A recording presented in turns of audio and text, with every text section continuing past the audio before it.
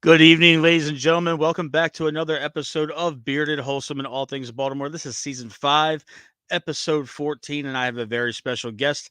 He is currently a news reporter and anchor for the I team at Channel 11 and WBAL here in Baltimore, and he is a fellow Mount St. Joe graduate, class of 2000, or I'm sorry, class of 1980, Mr. Barry Sims.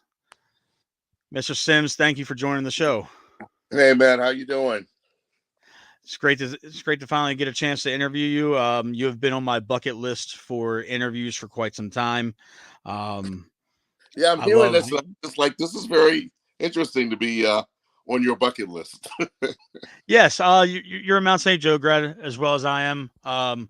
We both walked the hallowed halls of the Mount for 4 years, at different stages of our life, and at the most formative years of our life. And you've been a mainstay and a presence on Channel 11 news for the better part of the last 2 or 3 decades, and you've covered a lot of stories over the years. You've been ever present in the goings on of the city. So before we talk about your storied career so far, um, your sons were Mount St. Joe graduates. They came right after I graduated, and you're Mount St. Joe graduate yourself. I know that you've been back to the campus ever since that you graduated multiple times. What is it like going there and seeing the look of it now compared to when you were there back in the 80s and the late 70s? It is very different, especially looking at the area where the football stadium. It's funny because I remember when I started, they were fixing the track and field, and the stadium, and also just dealing with the field and all. And I remember going back years later, and they were working on it again. So that was pretty funny to see that. And I'm pretty sure they've done it several times since we've been away. But it's just good to see uh, so many different changes. The bridge that's there now, that wasn't there before. That bridge would have Uh, saved a lot of knees and a lot of legs. yes, and let's see. There was an area we had a smoke shed area when I was there, and apparently that's no longer there. So, which is probably something good. But I remember having students being able to go out and just take a smoke break, which that's kind of different. You don't really have that anymore.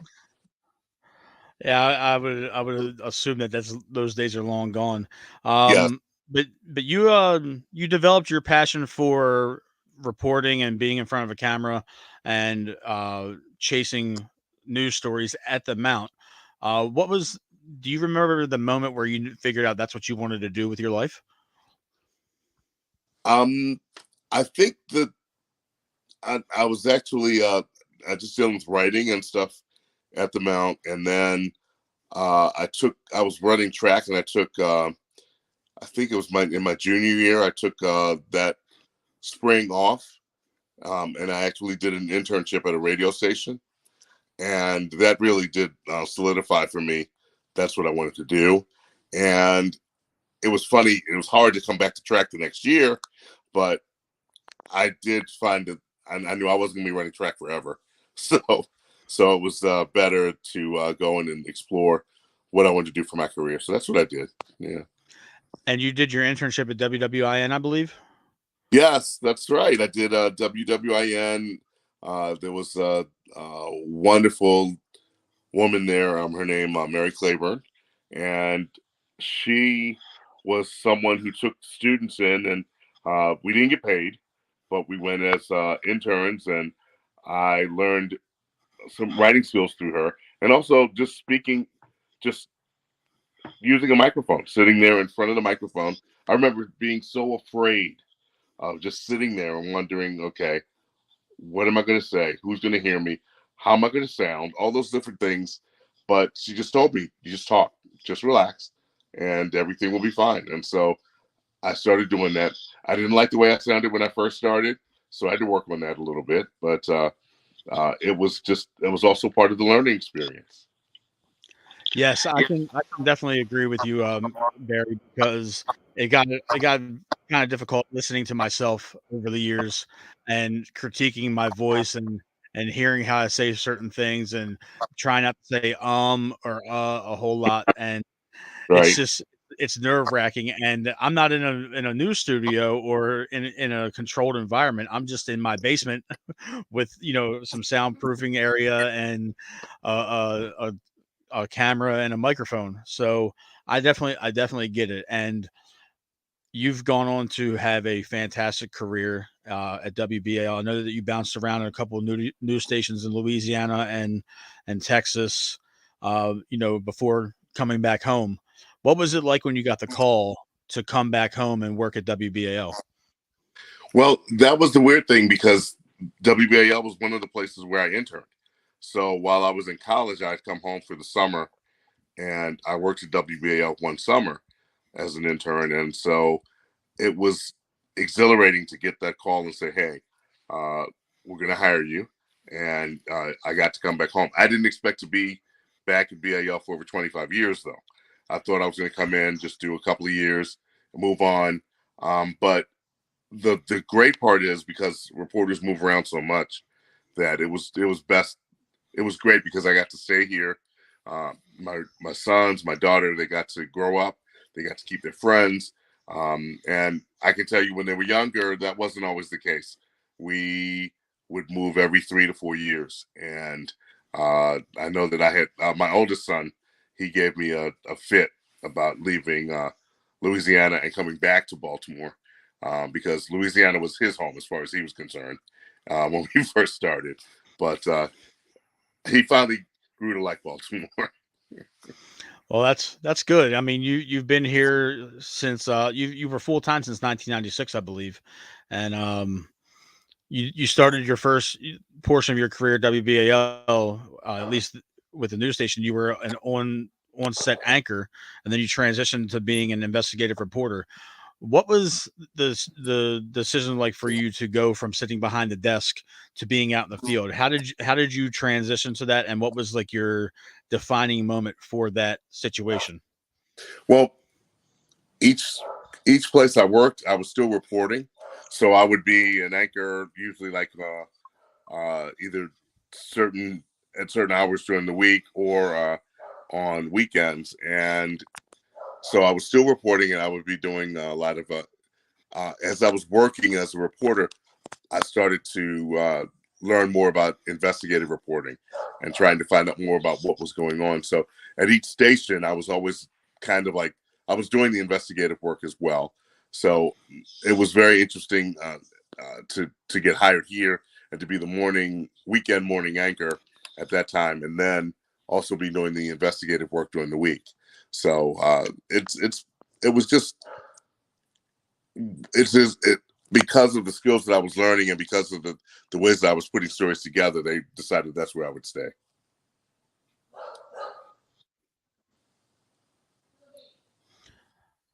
Wow, I mean that seems like you had your ear to the streets and your boots on the ground kind of thing to where you always wanted more, and that's very respectable. Well, it was the great part of it being home is I had a lot of support too, and I had a lot of people who were willing to talk to me because some of them knew me before I left town. Others, as they grew to see my work, they felt comfortable enough to talk to me, and that's what makes a big difference for me. Is that a lot of people, those who have talked to me, have always felt like they could talk to me. They felt comfortable enough to do that. And that's important, the relationships you built, the support system that you have. And you've been covering Baltimore news for a very long time, and you've gone through plenty of regime changes in terms of city leadership over the years. And um it's got to be difficult when the leadership changes either with the mayor's office or the police department. What are the challenges when the city goes through leadership changes in terms of pursuing stories? Well, you have to learn who their new staff members are. You have to know exactly who to turn to try to get information, and also, and you have to build a rapport with them as well. So it's just basically just starting all over again, dealing with who the new staff members are, and dealing with the staff changes. And it is, and getting to know them, because, and they have to get to know you, and they have to get to understand that, I'm doing my job, and yes, I want you to do your job, but let's see how we can uh, make sure that we do this together, so that you do what you're supposed to do, and that I can get the information I need so that I can do what I'm supposed to do. That seems like it's a challenge to where there's so much turnover. You never know when there's going to be another police commissioner, and then the mayor overturns every 4 years, which is kind of anticipated.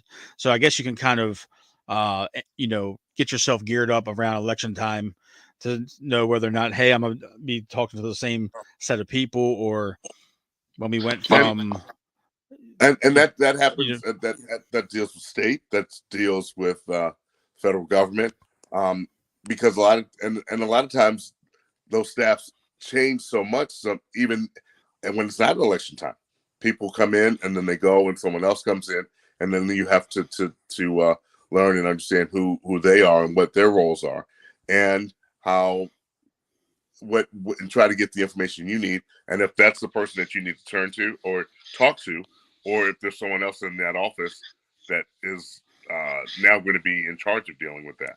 So not only does the staff change, but also people get promoted, people leave, they go other places, and then you got to start all over again. I'm sure that can be quite the challenge. I wanted to ask you, you worked, alongside uh, Jane Miller for years, and Hmm. um, she had a notorious reputation for being a bulldog as a reporter. And um, if she was on the I'm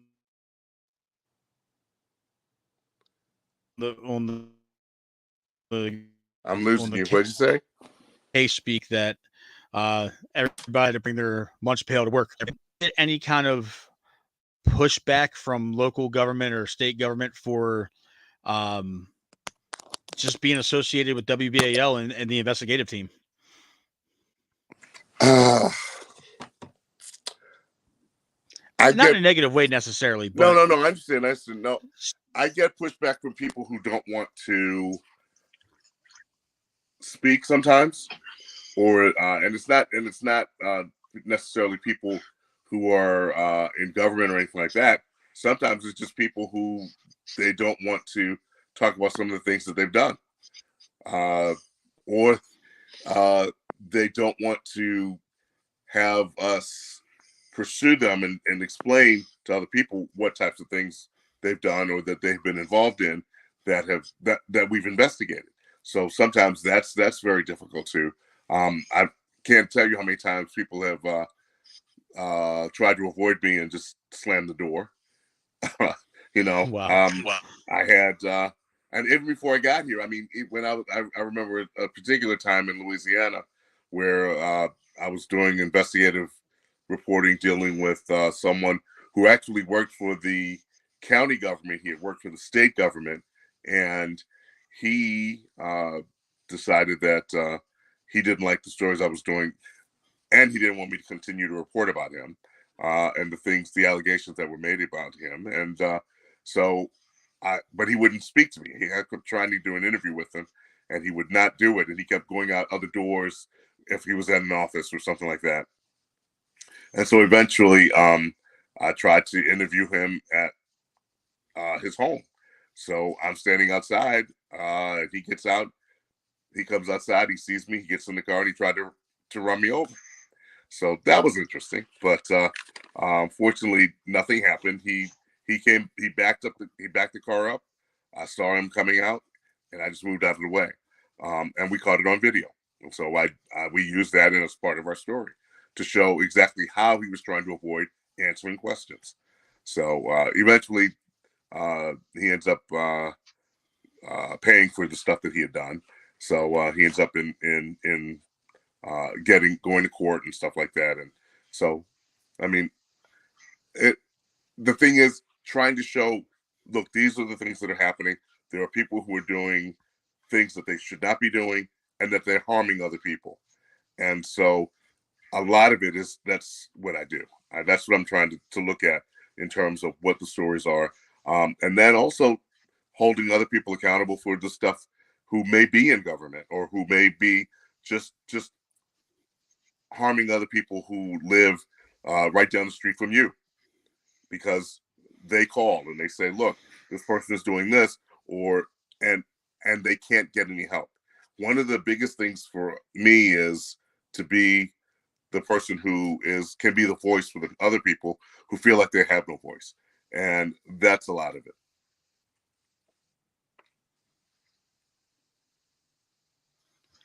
I mean, I can definitely understand the challenges that are presented with knocking on doors and just pursuing a story uh in any way possible to make sure that you're transparent and whoever you're covering for gets the entire truth of the matter because integrity is everything in your line of work. I did want to ask you though, Barry, what is the most memorable story that you have covered since you've been at WBAL? Like, what is something that still sticks out to you to this day? I've got I've got a lot of memorable stories. I guess one of the most recent ones is, and a lot of times the people are the story, the people who I'm covering or I'm trying to help. And I had recently just a woman who I worked with her for a year, and she had a story. We were trying to figure out what was going to be the best way of explaining it and telling it. And then we also had to look at records. We had to look at all of the information that we had about the situation that she was involved in, and eventually we told that story. Uh, Her doggedness, I think that's what was the most important thing to me about the whole thing, because and her patience, because she felt that something had to be done. She wanted to make sure that it was done. We talked. She talked to me periodically. She got frustrated. I can't say she didn't get frustrated because I kept saying, "Look, I'm working on this, but I can't say when exactly it's going to be on, and I can't tell you exactly when I have all the information I need to say that we can put this on the air yet." But we went. It took about a year, and then we finally put that story on. But she was very pleased that somebody finally listened and that somebody finally did something, and that made all the difference in the world. And just a few days ago, she sent me a gift, which I don't accept gifts, but this was something definitely from her heart, and it was just a couple of ties that she sent that were her deceased husband's, and they met those ties. She held on to them after he was gone, and she just said, you wear a lot of ties. I like the ties that you wear, and these ties meant a lot to me and my husband. So she sent me the ties, and so I just thought that was one of the nicest gestures that I've had in a long time. So that's one of my favorites too, and I do thank her for the ties, and it was just one of those things that, and I kept saying, usually I don't accept stuff. I'll send it back. But this is something that I think I'll hold on to.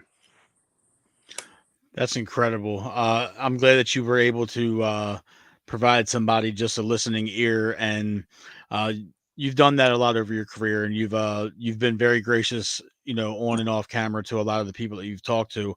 It's been widely reported about your hospitality and your kind nature and the way that you pursue all of your stories and all of your interviewees. I wanted to ask you a little bit of a tougher question, Barry. Uh-oh.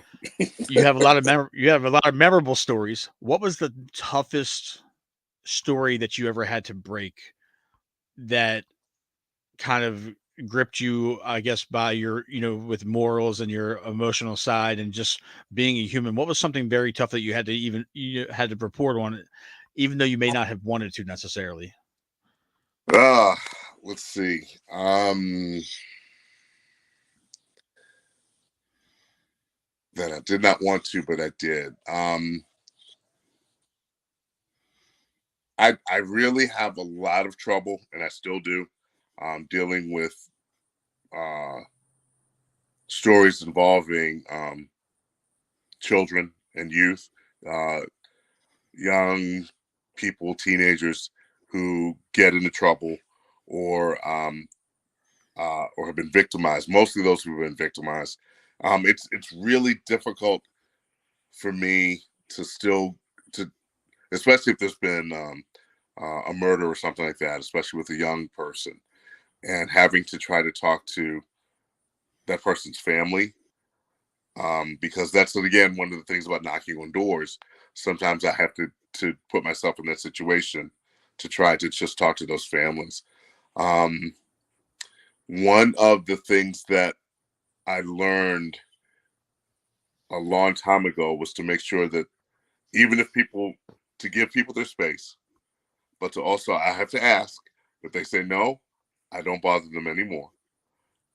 If they say yes, I want to give them the space they need to tell their story, or as one person told me, their experience, because they told me, this isn't just a story; it's my experience, and I've always kept that in mind that it's someone's experience that I'm trying to explain, and just trying to be there for them. One of the toughest stories I had was with a woman who had just lost her husband. And it had happened the night before. I'm standing there talking to her, and I have no realization of where everything happened. And it turned out that her, as she told me, she and her husband had just come back from a casino. They had just gotten home, and apparently they had been followed. They get home, and the person who followed them gets out of the car and begins to assault her husband and tell him that he wants the money. Well, the husband he's trying to get into the house. They finally get into the house, and he's trying to get his wife into the house because he's scared. He doesn't know what's going on, what's going to happen next. They get in the house, and the husband gets shot and killed right inside the house. And as she is telling me this, I asked her exactly, well, where did this happen in the house? And she tells me it's right there in the living room where we're standing. And that was one of the toughest moments because she wanted to talk about her grief and everything that had happened. But now all of a sudden, I'm part of her grief and I'm part of the whole situation because I'm right there in that room. And I just the emotion and the feeling that I get because of what's happened to her and trying to assist her in talking about this horrible experience that she's had. It was just extremely difficult. And when we get finished, she gave me a hug, and, and basically she was trying to get going about her business in terms of getting funeral arrangements, everything else that she needed to do. I get to leave, but she still has to live in that experience. And so that was very difficult. That was one of the most difficult moments I've ever had. Wow, that's gut wrenching. And listening to you, I mean, you can hear it the way you describe it. It pained you, and Hmm. that's something that I do not envy about your line of work because that can be, you know, difficult in itself to separate your morals and your values and what you believe in, right and wrong, and then having to be professional in the same sense and still ask some very tough questions and talk to grieving people. Um, I have a couple of comments from our viewers and Tim Malarkey, who was on my show for an Oriole show last week. Hmm. He graduated with one of your sons in Right. 2009, and he said, "Have you ever been in?" He might not have been in the conversation when you talked about the guy in Louisiana trying to run you over, but in terms of Mm. Baltimore, have you ever been in a live reporting situation where you felt like, "Oh no, I might be in some legitimate danger," and that you had to kind of cut bait and get out of there, or Yeah, we've been um, in a. I was in an area where there was a guy who was holed up in the house and he was shooting outside, and the police. It was interesting to me because of how the police were handling it as well. Because not only were they trying to deal with this person, but they were also trying to protect us as well. And so they basically told us, okay, everybody's got to move. We got to get over on this side, away from here right now. And so, and they escorted us over to try to, but we were out there as he was shooting out at the police officers. So yeah, there's been times when it's been very, very dangerous. Fires are very dangerous because I remember being in front of a place, and all of a sudden the flames got so hot that they burst out the windows. They came straight forward towards the people who were standing outside. That's happened. So you just never know. Train disasters where there may be chemicals involved, because you don't know until you figure out what the chemicals are. You may not know what kind of harm is being done while you're standing right there. So those types of things too, and also like traffic accidents as well, in terms of the same thing with trucks and all. and that's amazing to hear because we're watching you report on it live and you're facing the camera. So literally have to report on what's going on behind you, and you may not have like you said, the fire exploding and all that. That's crazy. I think I lost you on sound, Mr. Sims.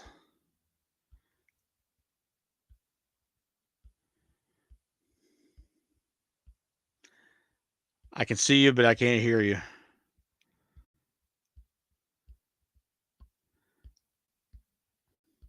If you can, you can exit out and come back in.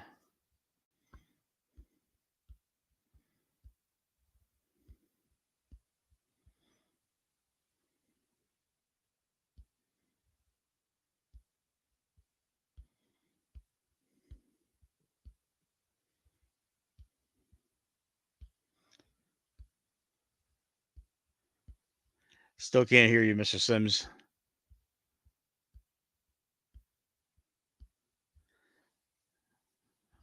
Oh no. The joys of live reporting. Okay. You might have to just exit out and click the link to come back in, Mr. Sims.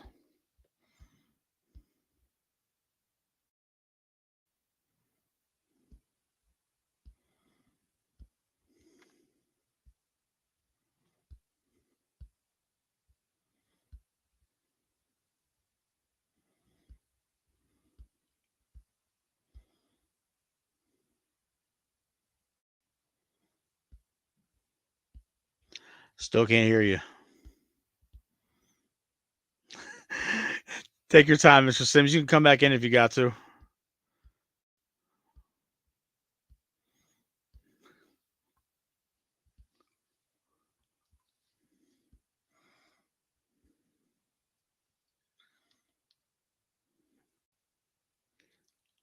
If you can, there's three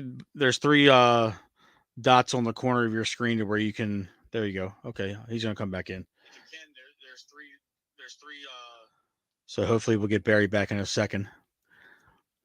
It's been a great interview. I'm just trying to maintain the momentum here. Hopefully this works.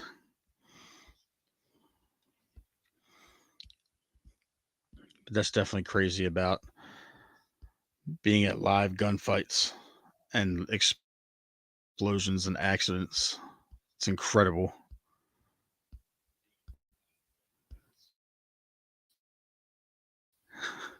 Very true, Tim. He's always the one that's uh so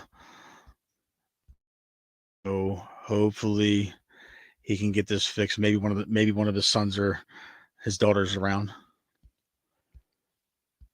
Hopefully this doesn't end The interview we were doing so good. Here he is. There That we is, go. I don't know how that was so weird. Can you hear me? I think it might a phone call or something that might have knocked your Yeah, sound that's out. what happened, but it didn't come back. So I was like, okay, I got to just get out of this and start again. Sorry about that. Yeah. No problem. So I kept the train of thought. I was reading some comments while you Hmm. were gone. Okay. It's got to be a an adrenaline rush while you're reporting on a live situation where your back is to the actual action itself, and you have to maintain your composure and formulate sentences and still not break a sweat. Where, like you said, the fire bursting straight out of the windows, the gunfire, that's got to be nerve wracking. It can be, and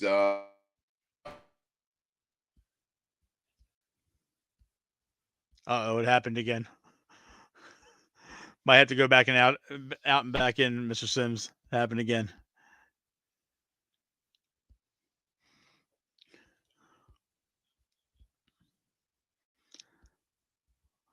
We're gonna get that question answered, folks. No worries. We are gonna get that question answered. Uh, Definitely the joys of shooting live. Never know what you're gonna get. Um, yes, I see a lot of people are joining in. Want to take a quick second and thank everybody. We're up to almost 100 viewers overall for the show. It's been very nice seeing everybody chime in. Barry's been a great interview so far. Hopefully he comes right back in. But I definitely couldn't have my back to gunfire or a blazing fire while he's reporting. While I'm reporting, I could not do that. That is absolutely, positively insane. He's a brave man, that's for sure. Especially because you don't know what's going on behind you in real time, and you're relying on your cameraman and the people behind you to keep you safe. Here we go.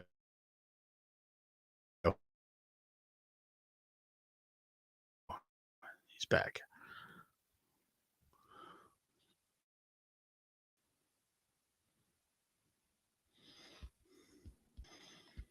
Matt, sorry, everybody keeps calling me at the same time. It's Can you okay, hear me? Mr. Sims. I can hear you loud and clear. Matt, you call me Matt, So calling me Mr. Sims all through this interview.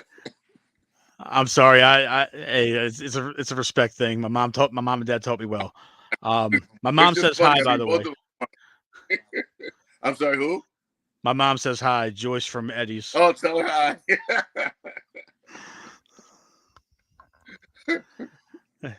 So back to your train of thought. It's got to be nerve wracking when you can't see what's going on behind you in real time while you're trying to maintain a live feed on the news. It is, and I've got to rely on my photographer to which who basically he or she may be just looking into that little viewfinder, trying to see what's going around or what's happening around us. Um, I've got to rely on them to kind of watch my back uh, while I'm watching theirs as I'm looking out into looking at the camera. I did have, in fact, we recorded it. The station recorded it when it happened. I had one day. It wasn't even someone that was behind me or behind the photographer. I never saw the person walk up to us. All of a sudden, I'm trying to describe a scene. We start talking. I start talking, and I turn to my right, and there's a guy standing next to me with the pizza. And I'm looking at him, and he's looking at me, and I'm in the middle of my live report. And I mean, I'm just starting talking, and um, so I finally I look at him, and I'm trying to describe the scene, and then I look at him, and I go, "Look, man, I'll just talk. I got to talk to you a little later. Let me finish doing this. And I'll talk to you once I'm finished." So he said, "Okay." Um, and I walked around him and tried to continue setting the scene, and then I threw it to the pre-recorded part of the story, the package as we call it, the pre-recorded part. So we got to that. I got done with all of that. I turned. The man was walking down the street. I don't know what he wanted. I don't know what the whole thing was, but it was on live, and I was getting. I had friends who sent me text messages. Why are you assaulting that man? You know, that kind of stuff. Because I did touch him. I had to move him out of my way, but it was like I still to this day have no idea what in the world he wanted or what was so important that he had to stop right there as I'm doing my live report. Like he couldn't see that I was doing something, but no. Sometimes you just don't know. And then there are other times when there are people who really want to mess with you too, and so you really have to keep your cool, and you have to keep yourself calm, and you have to try to keep the situation calm, because it can escalate very quickly.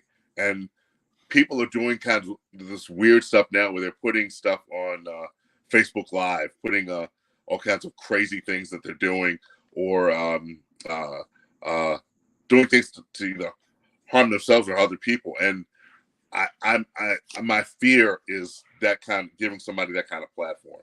So if I feel like it's just going to be a situation where it's just getting out of hand, then I will tell them just go to the story, or they will see that a lot of times back in the studio, they will see that there's something going on, and they'll just go right to the story.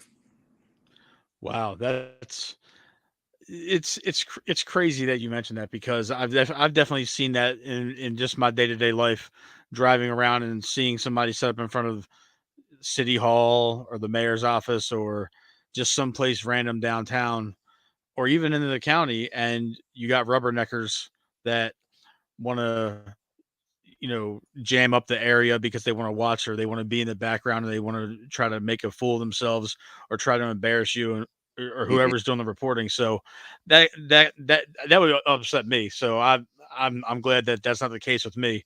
The closest I've ever had to that is closest I've ever had to that, Barry, is my 6-year-old daughter will come next to me when she's awake and I'm doing a show, and she'll Mhm. stand here and talk to thinking I can hear her and thinking that I'm going to respond to her in real time, and then she will just kind of like her head will go right here and then back out. And daddy, who's that? That's one of those situations I've dealt with Right. quite often. So I have a very inquisitive young lady, but uh, I can definitely understand where you have to keep that like tunnel vision and that concentration, and then your team around you to help you out. And speaking of your team around you, I heard that, or I've read that you used to have a St. Joe crew for your van days. You know, so who was a part of the St. Joe crew? As a photographer, Yes. yes, Tommy Culp, who just retired just a little while ago. In fact, they would call us the St. Joe crew because I worked with him a lot in terms of just going out on stories, uh, and Tommy was uh, a person who I knew I could rely on, and he knew he could rely on me. And we did. We watched out for each other. We argued. We fought. We did all kinds of things because we spent so much time together. But we got our stories on every day. Um, uh, there were times when we would fight all through uh, the story, and sometimes just before or just after the live shot. But we got on every day, and we make up for the next day and start all over again. And it's just sometimes personalities get in the way too, and so that's another part of it. But the other thing is we knew that a lot of it is just trying to make the story the best it could possibly be, and we're not always going to agree about that. So we had to; those are things that we had to work on and work out. And so I mean, I still periodically have battles with photographers, but I also know that a lot of times when they say something, when that photographer says something, they have a different eye and a different opinion. And so uh, I listen to them, they listen to me, and we work it out. Um, I have photographers who are wonderful at not only seeing different things around us and getting video, but they also ask fantastic questions. And so I have to set my ego back too, because it's like, why not think of that? But if I didn't, and they've asked a great question, and we've got the answer to the question, I will use that in my story, because the whole thing is to give you the best sense of what we're doing and about the report that we're doing. So yes, I mean, sometimes I have to go, that was a question that I didn't think about, but it's an excellent question, and I'm definitely going to use it in the story. That's awesome that you have that kind of rapport with the people that work with you behind the camera, and um, I know that it can be very long days, and sitting in the van and kind of staking out situations and figuring out when to go live and when to present each piece of the story and to make it relatable, to make it informative, and all that. When it comes to the stories themselves, I know that you guys have production meetings in the morning. So what do you get a little bit more leeway picking your own stories because of your experience, or do you have to go still by what the station wants you to do? No, we go in. We're supposed to every morning come in with ideas of things that we'd like to cover for the day, and sometimes they are things that we have been working on. I know for me, sometimes it's something I may have been working on last week, and then all of a sudden I got everything I need, so I want to really to do this today. A lot of times they'll let me do that. Sometimes they'll say, "Nope, this is what you're going to work on today." That's the way it goes. I go out, I do whatever story I'm supposed to do for the day, and then I come back the next day. This is the story I want to do. Nope, you're going to do this other thing. So it may take a week to finally get the other story I want on, but a lot of times, because of the nature of what I do, a lot of times if it's something that is very compelling, we just do it that day. That's understandable. I can only imagine just the pressure of having to balance your wants and needs as opposed to the stations, because I'm sure they're not always going to align 100%. So putting, like you mentioned a couple of minutes ago, putting aside your pride and your ego, so to speak, to still do what's best for the station. Do you find it to be that your ideas and your views align with the station more often than not, or is there kind of like a soft battle, I guess, going on between you and the powers that be for what you want to put on the camera? Well, each day is different, and it depends on what is expected for that day, or the things that need to be covered for the day. And I'm not always going to agree with what I think they're trying to do for the day. They're not always going to agree with what I think needs to be on for the day. But that's what the meetings are for, so that we discuss, we try to determine what's going to happen.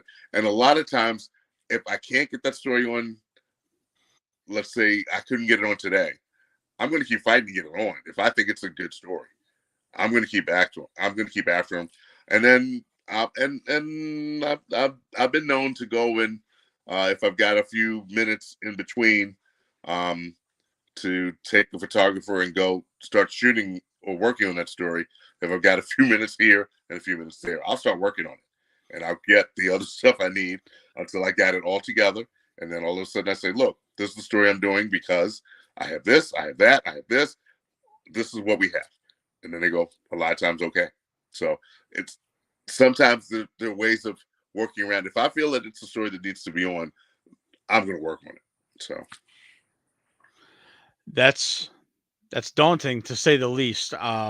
Just just being able to do what you have to do from the bosses, and then still want to get your own stuff in, and just kind of piecemealing it together, throughout a period of time. I wanted to finish off the interview by asking you, what do you see yourself, uh, like, what is something that you want to do in the, I'm not saying you're at retirement age or anything, Barry, but yeah, I'm what close is to something, what is, close to do it. how do you see yourself winding down your career? Because you've always been chasing the story, trying to, get the information out to the public, because it's got to be hard to turn it off, because I'm sure you, even though you're off of work, you're never really off of work. Where do you, Matt, how do you see yourself winding everything down? I don't know. I can tell you that I have been out. I've had my family with me. Um, I can tell you that I have a son, when Blair, my oldest son, was younger, he ended up at a story with me. I had worked on the story one all day long, and things had changed for the evening. And one of the people, the person who this had happened to, she called me because it was happening again. Even though the police had told this guy to leave the situation alone, the guy kept coming back and he was messing with her at her home. And so I had just left the gym. I was in my gym clothes. I had just picked up Blair. I forgot what he was doing, but I had to pick him up. And all of a sudden, I had to go to Anne Arundel County. I called her. I said, call the police. Do what the police tell you to do. I'm on my way. And I called. I got a photographer to meet me down there.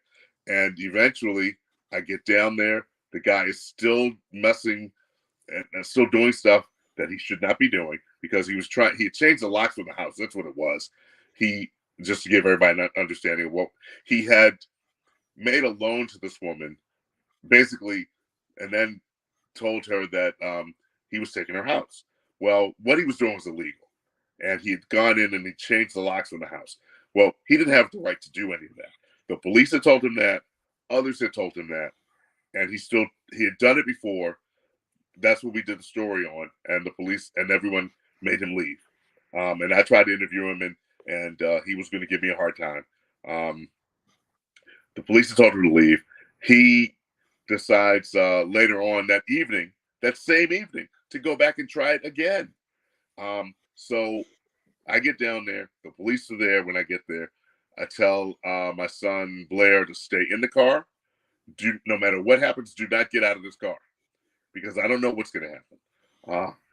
And I'm over there in my gym shorts trying to put the story together, trying to get all the stuff that I need.